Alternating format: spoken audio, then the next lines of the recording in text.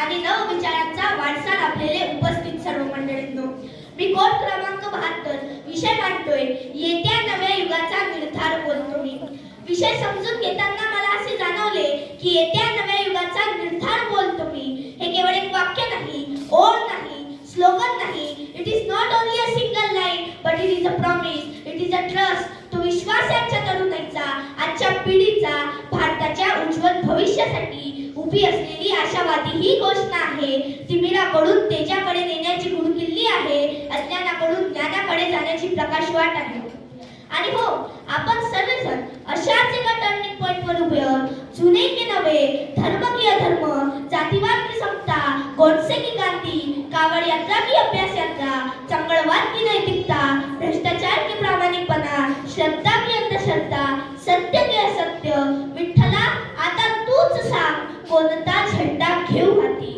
To be or not to be या चक्रव्यूहात पुरता अर्जुन झालाय आपला. एकीकडे धर्मांधता, जातीवाद, भ्रष्टाचार, व्यभिचार, आतंकवाद, भाषावाद, प्रांतवाद याने संपूर्ण देश पोखरतोय, तर दुसरीकडे प्रगतीचे वारे संपूर्ण विश्वात वाहत आहे. नवचेतनेचा आशावाद तरुणाईच्या मनात येऊ पाहत आहे. एकीकडे तरुणाई रीलमध्ये व्यस्त, राजकारणी भूखंड लाटण्यात मस्त, कर्जाने अजूनही शेतकरी आत्महत्याग्रस्त, भ्रष्टाचारी काळी माडी साडी कमवण्यात व्यस्त, सर्वसामान्याचे मदत मात्र एकदम स्वस्त. अशी दयनीय अवस्था समाजाची झाली आहे. एकीकडे प्रगती करून आपण त्या लांब चंद्रावर सुद्धा जाऊन पोहोचलोय, तर दुसरीकडे प्रत्येक क्षेत्रात भारत आपला दबदबा निर्माण करतोय. अशा चांगल्या वाईटच्या अभूतपूर्व संक्रमणात आपण जगत आहोत.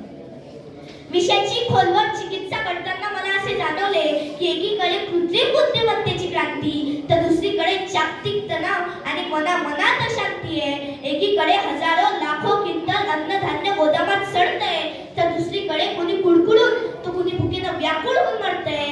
एकीकडे घर संसार सांभाळून माझ्या ताईचा कबड्डी क्रिकेटच्या वर्ल्ड कपवरही डंका आहे, पण दुसरीकडे मात्र मालेगावच्या माझ्या छोट्या बहिणीवर अत्याचार होऊन तिचा खून झालाय. आता तुम्हीच सांगा, अरे बाबा, ही काय मोगलाई आहे की रावणाची लंका आहे?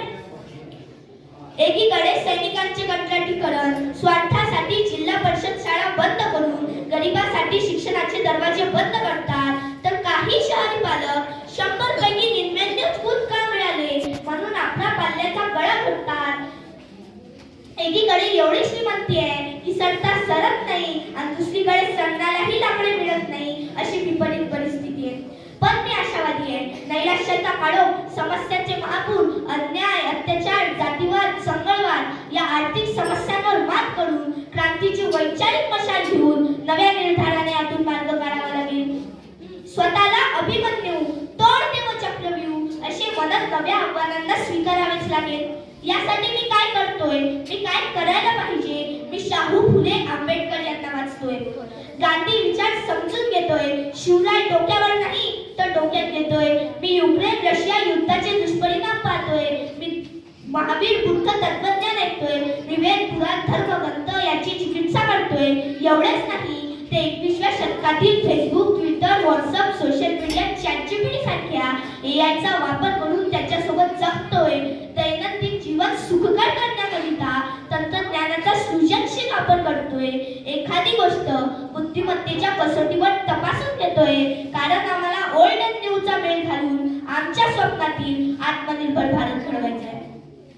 सबका साथ सबका विकास हे फक्त घोषणेपुरतं न राहता विकासाची फळे प्रत्येक घटकाला मिळायला हवी. Together you can change the world यावर माझा विश्वास असल्याने 80 वर्षाच्या आबाजीला खुशाल जातीवादाची विष ओकू द्या, पण 13 वर्षाचा मी आणि तुम्ही पुढसटलेल्या विचारांना मातीत गाळण्याशिवाय राहणार नाही. कारण तुम्ही कितीही करा हल्ला, आमच्या विचारांचा मजबूत आणि किल्ला हे देखील मला ठणकावून सांगावेसे वाटते. तो निर्धार तरुणाईच्या डोळ्यात दिसतोय, तो निर्धार तरुणाईच्या डोळ्यात दिसतोय, नव्या युगाच्या आव्हानात दिसतोय, मुलींच्या स्वप्नाच्या पंखात दिसतोय, कष्ट करणाऱ्याच्या घामात दिसतोय. तो निर्धार प्रत्येक भारतीयाच्या धडधडणाऱ्या हृदयात दिसतोय. शेवटी मी एवढेच म्हणेल, आतून पेटलो पण हळूवार बोलतो मी, आतून पेटलो पण हळूवार बोलतो मी. नव्या तंत्रज्ञानाचा नवा सरदार बोलतो मी, शिवरायांचा नवा सरदार बोलतो मी. येत्या नव्या युगाचा निर्धार बोलतो मी, येत्या नव्या युगाचा निर्धार